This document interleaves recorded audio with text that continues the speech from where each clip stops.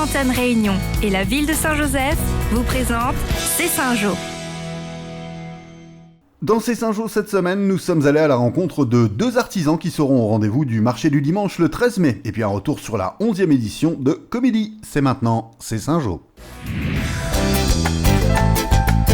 Le 13 mai, si vous passez par Saint-Joseph, une visite au marché du dimanche sous la halle s'impose. Artisanat, produits du terroir.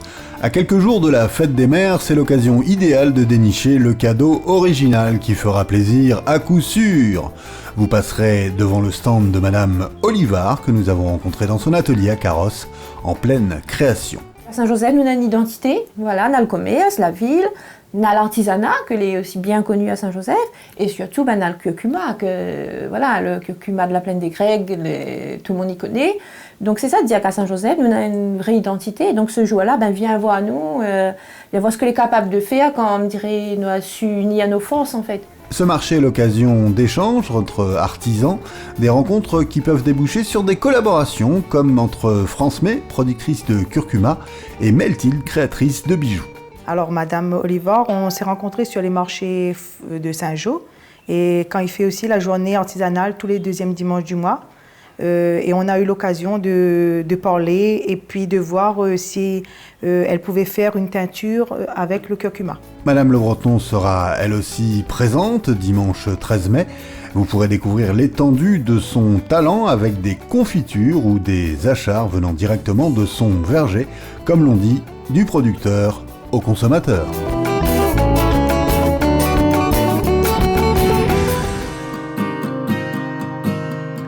À l'heure de la diffusion de ce reportage, le rideau sera déjà tombé sur la 11e édition du festival Comédie. L'heure du bilan et du démontage, l'occasion de remercier les bénévoles, plus d'une centaine tout de même, qui se sont démenés comme jamais avant, pendant et après Comédie.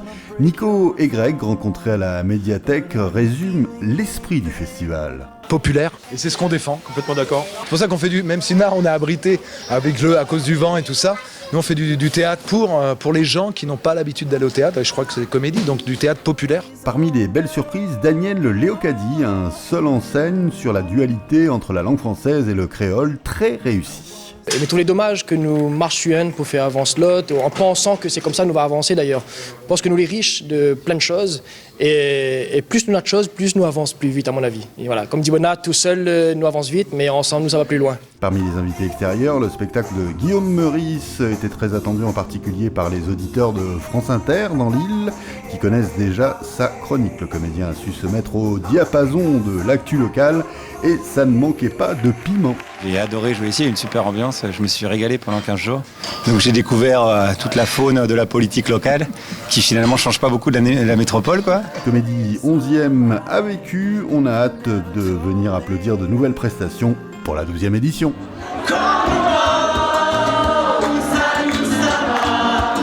Dans votre agenda, cochez la date du 13 mai pour une visite au marché du dimanche. Artisans créateurs vous attendent. Parmi les animations proposées, un show mode à 15h30 où commerçants de Saint-Joseph et artisans ont uni leurs talents pour un défilé qui s'annonce magnifique. Bonne semaine à tous.